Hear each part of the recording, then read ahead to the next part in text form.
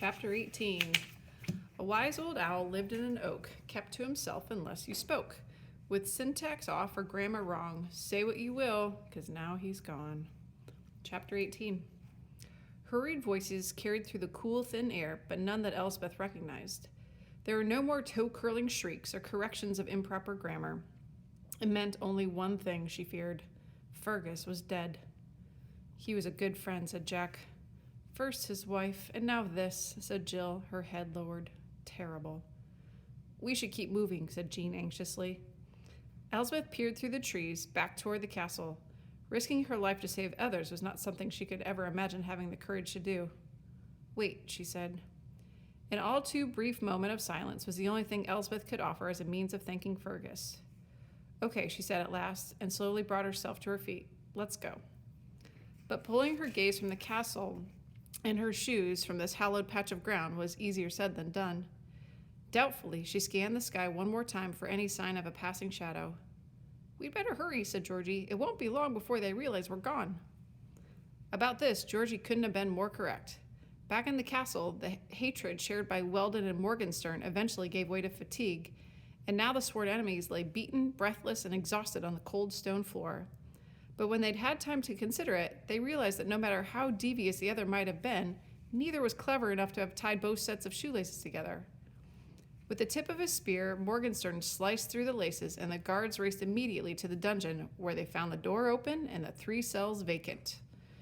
Right away, there was an argument over who should be responsible for waking the king and sharing with him the fact that several high-profile prisoners had escaped while on their watch. Luckily for Elsbeth and her friends, for the first time in 20 years, the fierce rivals agreed upon something that neither would be the one to report this horrible bit of news. Instead, they would work together and would themselves escape the castle, for they believed their chances of survival would be greater in the wild than in close proximity to an angry King Cruel.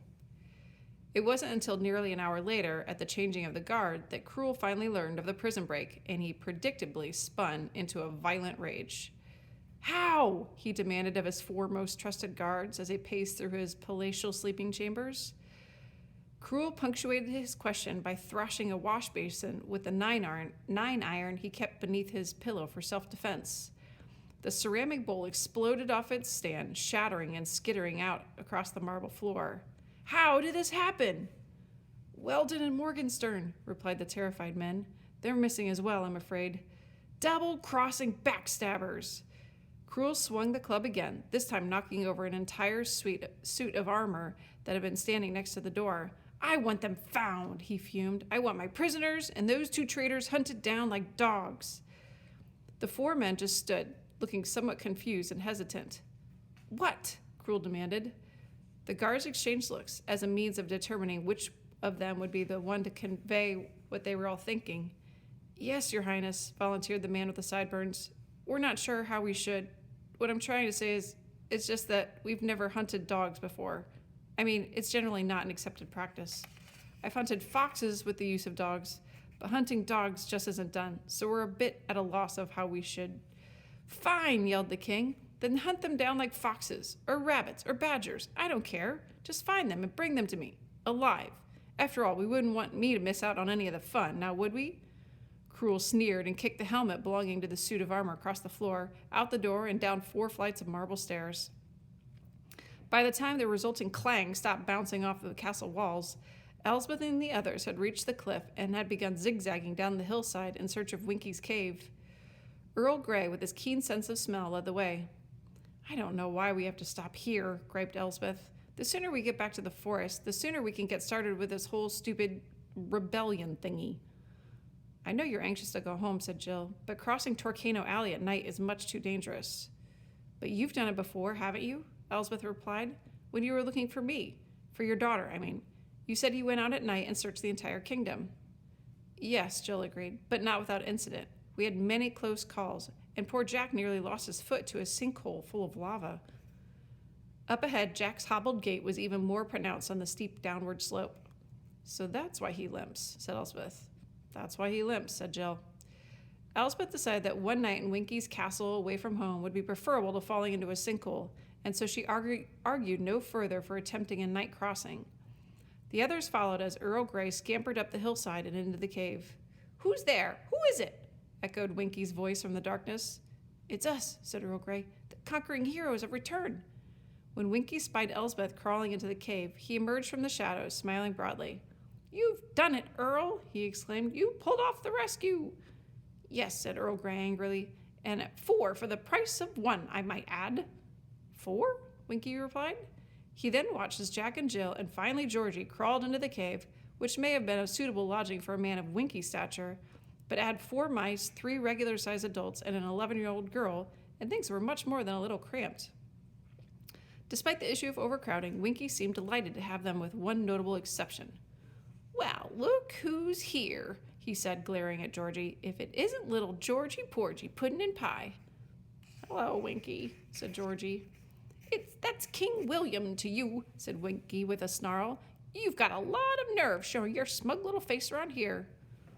Okay, you're obviously upset with me, said Georgie. But what was I to do? I had to stay behind. Cruel offered me a big promotion with a sizable increase in salary. I would have been a fool not to take it. Then what are you doing here now? Winky demanded. Georgie's eyes shot around the cave as if looking for an answer etched upon the walls. I would like to be able to say that I've seen the error of my ways and have come to my senses, he muttered.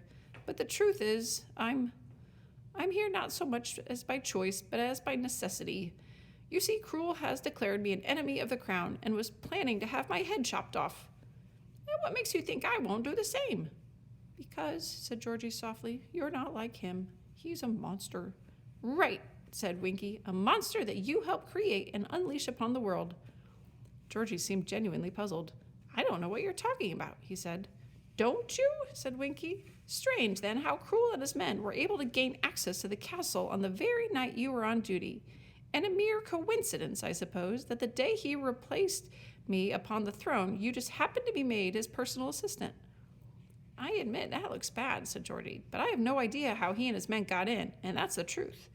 You wouldn't know the truth if it slapped you in the face, said Winky, fighting a strong impulse to do just that.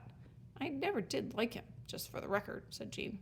Okay, said Georgie, it seems as though you all have your minds made up about me, but regardless of what may have happened in the past, I'm here to offer my help, to do anything I can to get rid of that tyrant. I'm not interested in your kind of help, said Winky, folding his arms and turning his back on Georgie. Hear that, said Jean? He's not interested. Georgie sighed and nodded his head slowly. All right, then. Good luck to you all, and thank you for saving my life, at least temporarily. As Georgie backed his way toward the cave entrance, Elsbeth half expected Jack or Jill to stop him, or for Winky to change his mind. When neither happened, she said, Hold on. Yes, said Georgie. But Elsbeth turned her attention not to Georgie, but to Winky. He did help us escape the castle, she said. He helped himself, said Winky. You heard him. He did it to save his own head. And he does know a lot about Cruel, said Elsbeth, and about the castle, the inner workings, schedules, things like that. He can't be trusted. Winky finally spun around for the purpose of giving Georgie one final dirty look. Maybe not, Elsbeth agreed, but we have no choice. Defeating Cruel without his help might be impossible. And if I'm the one supposedly leading this uprising, then I say he stays. Winky dropped his arms and shook his head. To Jack and Jill, he said, Your daughter is very stubborn. Jill smiled. I prefer the word spirited, she said. Excuse me, said Georgie, not wanting to interrupt, but also wanting to remain half inside the cave and half out. It's just that I'm not sure whether I'm supposed to go or... You're staying, said Elsbeth. You are now an official member of the Military Advisory Committee. Fine, Winky responded, but if he double-crosses us, I'm holding you personally responsible. He won't double-cross us, said Elsbeth. Will you, Georgie? Of course not, said Georgie. He spoke with a smile that looked cunning and smarmy, just because that was the only one Georgie knew how to smile. If I were going to double-cross you, would I have helped you escape? If not for me, you'd probably still be there. If not for everyone involved, said Earl Grey. Yes, said Elsbeth, thinking of another who had been part of the rescue, but not of the celebration. I'm afraid I have some bad news as well. Bad news? Said Winky. Fergus, said Elsbeth. He attacked the guard so he could get away. I'm afraid he wasn't so lucky. He made what we call in chess a positional sacrifice. Oh dear, said Winky. That is most dreadful news. So now you understand how important it is to rid the world of that awful Cruel. Before Elsbeth could answer, Earl Grey shouted, Quiet! He was pressing his left ear firmly to the ground with his eyes tightly closed. What is it? Asked Jack, ignoring the plea for silence. What's the matter? Horses, said Earl Grey. Perhaps 100 or more, and they're coming this way, fast. Starlight, star bright, first star I seen in night. I wish it weren't with all my might, a large torcano burning bright.